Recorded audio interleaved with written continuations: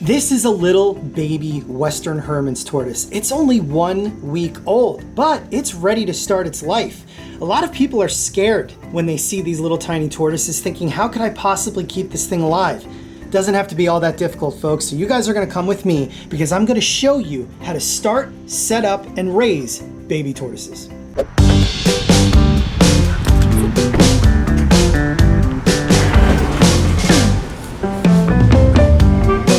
Okay, so I guarantee you guys anything you see inside one of these is not going to be correct. In fact, one of the first things they say is to get a fish tank. You never want to keep a tortoise in a fish tank. Instead, you could spend way less money, about 15, 16 bucks, and go over to something like Target and get yourself a Rubbermaid container. That will work really well for what we're trying to accomplish here, and it will also serve the full purpose for a baby tortoise. Oh, don't forget your lid. So while this thing is no good, there are 2 things you can get from here that are beneficial. One of the first things is going to be this stuff. Reptisoil. Really good stuff made by Zoo Med. It has a nice natural combination, and what you can also add to this is a little bit of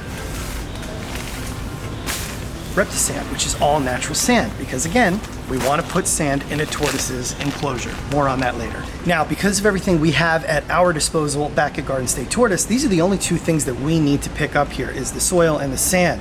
But if you don't have access to natural items or things already that you've had from previous tortoises or other reptiles you might keep, then there are other things that you can pick up here at PetSmart or any general pet store. The lighting is a big important one.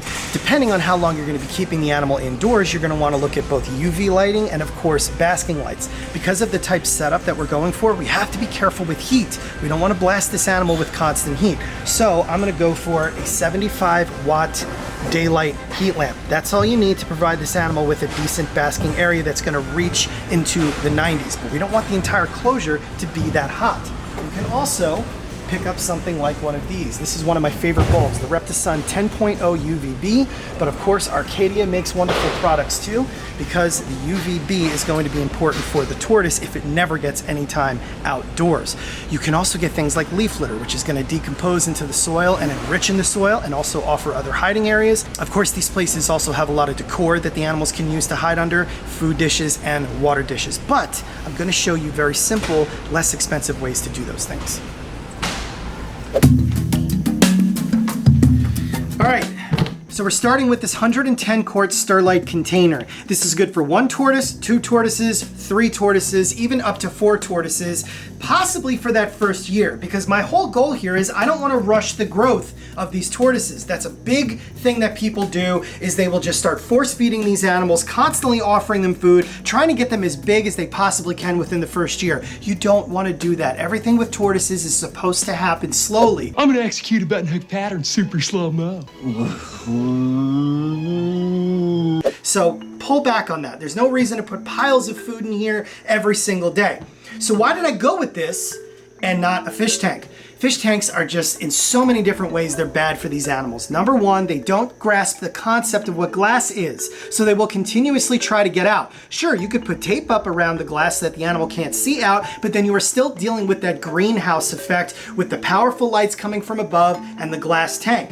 A container like this is better. It's opaque, so the animal cannot clearly see out, but you can see in a bit. And it is also just overall much safer for the animal for what we're trying to do here, because we do want to contain some moisture in the substrate, which is going to create a bit of a humid microclimate within that substrate. We are not trying to blast this thing with constant humidity. Now, we did do a how to raise baby tortoise video that has proven to be pretty successful, but consider this an upgrade and a more updated version of that, because there's a lot of new pieces of information that have been coming out. Now, we're not talking about the overly opinionated folks. We're talking about science. We're talking about what really works. So we're going to start with this simple container. You're going to want to rinse it out, get it cleaned out, and the first thing we're going to do is we're going to go ahead and put our substrate in, starting with the Reptisoil.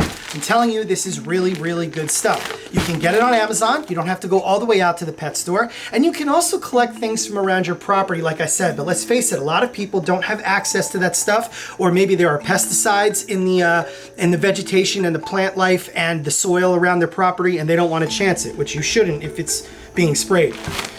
So we're going to put a nice thick layer of this.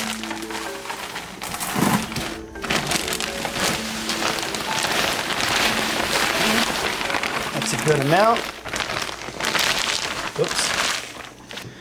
Tortoises, Mediterranean tortoises like hermits, are suitable for a semi-arid environment. It's true. However, they must always have some level of hydration, and subjecting themselves to certain microclimates can help them in that situation. They of course have to have drinking water daily, and you will see these animals in the wild constantly helping themselves when they can to puddles or even streams or ponds nearby. In fact, hermits tortoises really respond to rain, not unlike a box turtle.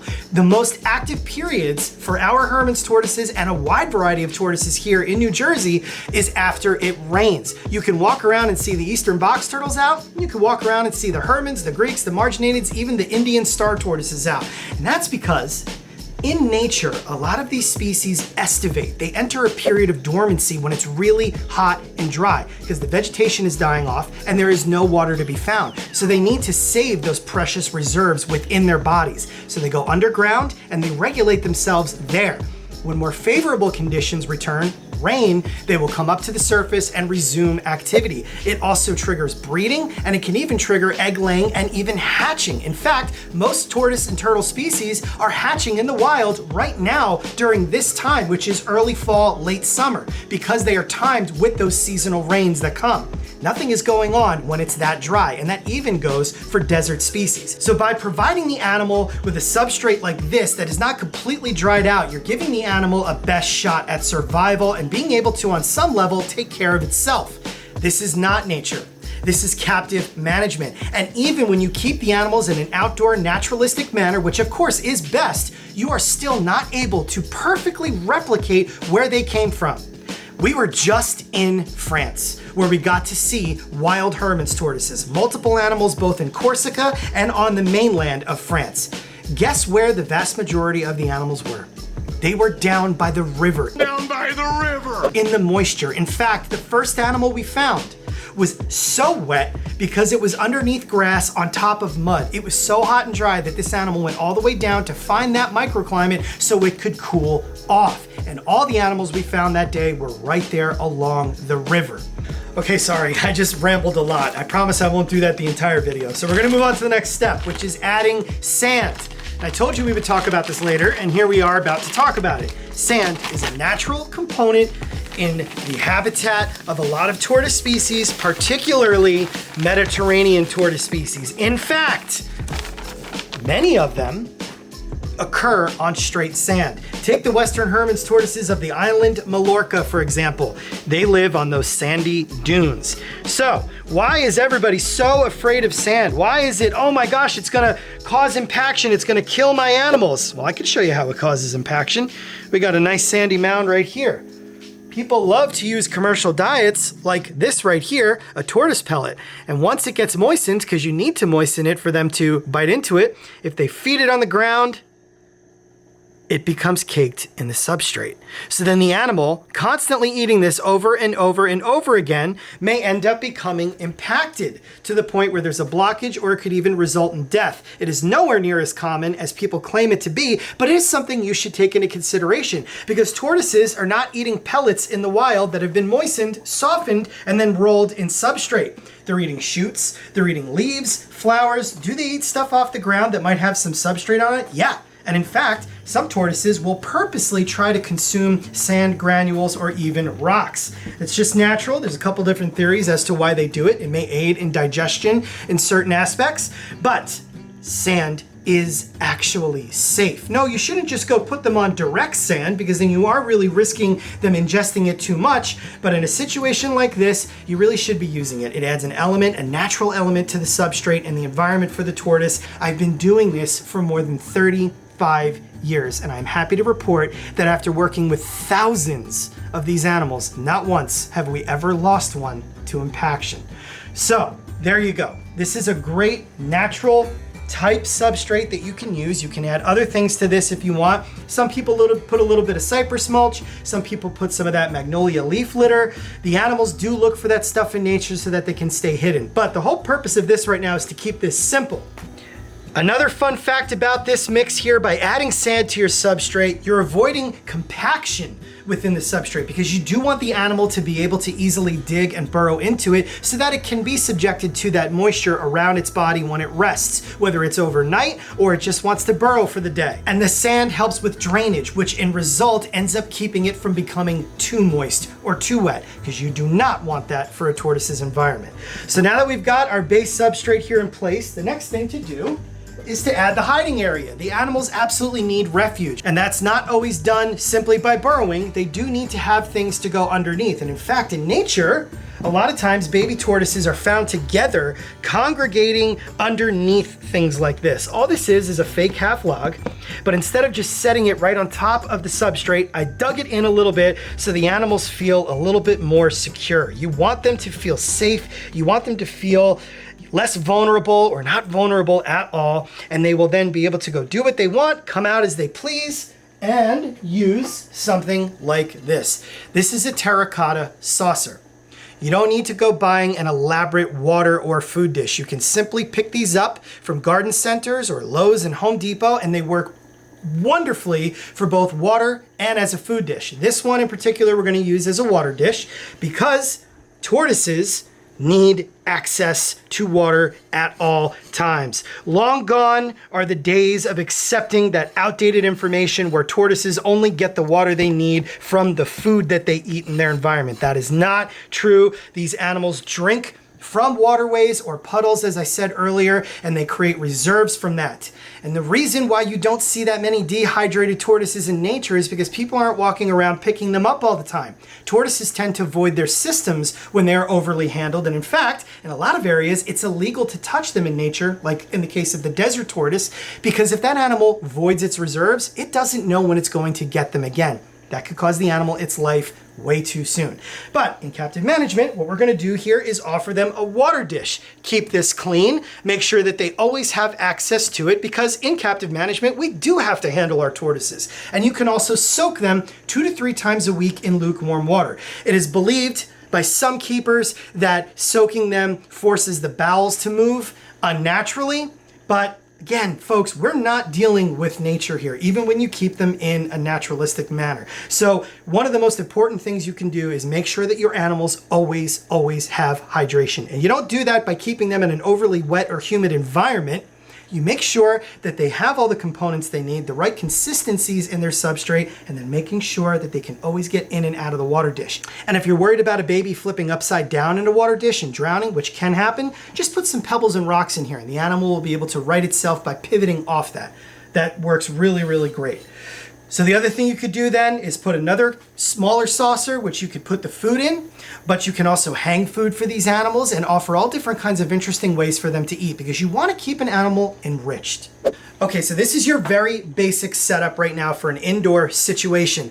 Outdoors is always going to be better if you can do it, even from the start of a little hatchling, because the outdoors offer those appropriate elements for the animal. They take care of the rain for you, it takes care of the sun for you, all that fun stuff is already taken care of. You just need to make sure the animal's in a well-drained area, in a sunlit location, but that it also has protection from the sun, and of course, it needs to be completely protected from predators. So there are challenges outdoors, but these are wild animals at heart, no matter how many times they are born into captivity or hatched into captivity. So one added thing that has to come with an indoor setup is appropriate lighting, because these animals require UVB and of course heat. So I pointed those bulbs out to you guys. You're gonna do your strip bulb UVB light, and then on one end of the enclosure, I'm just gonna do it right here for now. You can use one of these L brackets, put it underneath, extend the arm,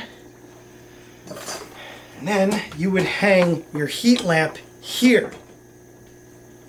Again, very basic, things could get moved around here, but this right here, these items are also what can often lead to that severe dehydration. Being subjected to these artificial lights 24/7 all the time is what can cause a tortoise of any age to go downhill. Remember I said something about estivation. When it gets hot and dry, the animals don't like it. It's unfavorable, much like too cold is in winter. The animals brumate or hibernate in winter, and they estivate during the extreme conditions of summer. If you are providing extreme conditions all the time, you're going to end up with a sick, maybe even dead tortoise, but at the very least, it'll be severely dehydrated. So let's get that idea out of our heads now that heat is a tortoise's best friend. Yes, it's a reptile. Yes, it cannot regulate its own body temperature, and it does need heat to reach an optimal body temperature in order to digest properly and resume normal activity patterns. But we as keepers, over the years, through the use of outdated information, have over-pampered, and also we have fried these animals. We have sucked the life out of them with these artificial lights. So it's important that you play around with this a little bit. In the morning, you could start by just turning the UVB light on, and then a couple hours later in the morning, you could turn the heat light on, and you could keep that heat light on for just the peak of the day when it would be hottest for the tortoise. You could then turn this off in the evening when things would cool down, and that's when you might see your tortoise come back out and resume some activity. And then right before nightfall, you shut both of these off, because a tortoise needs a nighttime experience. There's no sun at night. The tortoise will go to sleep, much like we do. But there's one other trick you could do here. Remove these lights out of the scenario. This is why it was important that you don't forget that lid. Take the lid and put it back on the enclosure. Why? Because this will bring up the humidity and moisture in the enclosure, which naturally happens in the wild overnight. You'll create that rise, that beneficial moisture for the animal, and then in the morning, you can take it off and go back to that light pattern I just explained to you guys. There is a little bit more work involved when you keep a tortoise inside, but it is not impossible. I do recommend that some people that are too scared to try them outside when they're that small, to at least start them indoors for the first year of life, but you don't have to. If you can get ready outdoors from day one, you're gonna have an animal that's able to take care of itself with minimal intervention from yourself. Of course, we still have to feed our animals out there all the time, but they're also capable of finding their own food because they behave in at least somewhat of a natural manner. So you do have to make some modifications in here, and one of the key factors is you don't want to overheat these animals, folks. I can't stress that enough. These lights can kill an animal if you overuse them. Don't leave them on at night. Don't leave the house for days and leave the lights on the whole time. The animal is often safer in a cooler experience for a prolonged period than an overly hot one because it cannot get out of this, okay? If you are blasting this with heat, the animal can't escape. Now, as far as putting the lid on at night, these things are not airtight. They do have holes in them, just enough to keep the animal ventilated so that it will not suffocate, but you could of course take a screw gun and just drill a couple holes on the sides and top if that makes you feel more comfortable. But this is how we've done it when we do choose to keep them indoors, and let me tell you, it works beautifully. All right, so again, very basic setup, but we are ready to put this little Herman's tortoise in here so it can start exploring. And you can dress this up more. You could put some live plants in here, safe plants of course that the animal can eat, or you could put fake plants in here just to give the animal more areas to hide. I do recommend you do that. You could also put a nice slate rock or some kind of small rock area just underneath the heat lamp so that the baby can really warm up when it wants to, but always keep that in one far corner of the enclosure because again, we don't want this thing being overly blasted with heat. So you can keep that light on for several hours at the peak of the day, put it on a timer, let it turn off, and I'm telling you, you will see a more natural activity pattern of this animal. It'll come out to bask in the morning, it will hide at the peak of the day, and then when things subside, it'll come back out. So right now, this little baby is walking around and exploring, and it's pretty interesting to see how much ground they can cover right away. Just because they're this little doesn't mean they don't know how to move. And as the next several few weeks go by, the animal will learn its favorite areas, nooks, and crannies within this enclosure, as well as it will develop its own activity patterns and what it wants to do, when it wants to do them. All right, so while our little baby starts exploring here, let's take a look at this pamphlet again. This kind of stuff, folks, is very dangerous, and here's a couple points why. Nighttime temperature, 70 to 80 degrees. No, okay?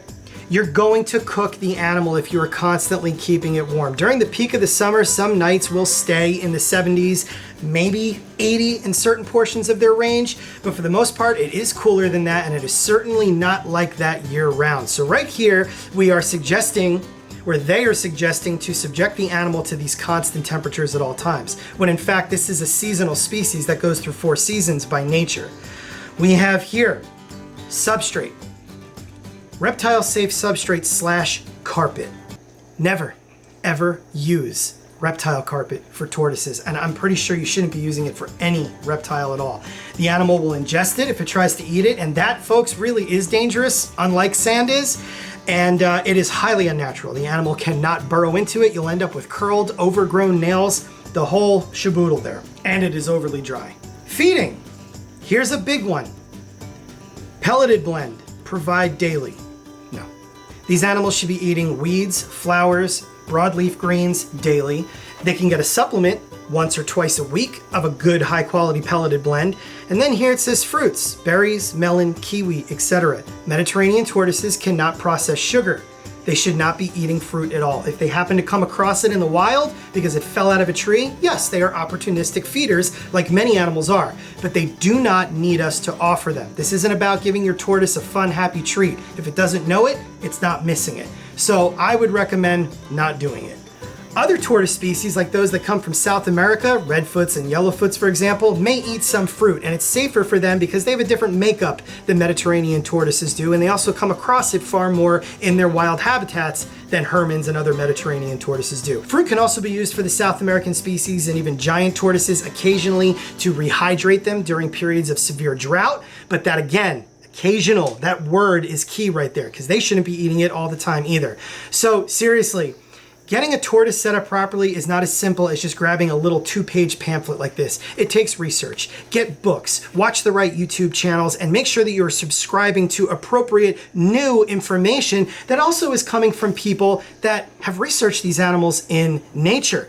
Habitats in nature vary from location to location, even for the same species. What I mean is the habitat on the island of Mallorca for Western Hermann's tortoises is going to be different than those on the south of France in the mainland and what they experience. So there is quite a bit that you do have to take into consideration with those kinds of things. And again, when you house them outdoors, things become a little bit easier. Now, I'm not trying to ruffle any feathers here. There are a lot of people out there that I look up to that are mentors that really know what they're talking about when it comes to providing the appropriate information for success for both keeper and baby tortoise and even into adulthood, because everybody wants to see everybody succeed. But there is some seriously harmful information floating around out there still, and these pamphlets are just one example of that. So when you're getting information from somebody, take into consideration, have they experienced them in the wild? How many different species are they working with? How many of these have they bred and raised into adulthood? What overall kind of level of experience do they have to be providing this information? Because if you truly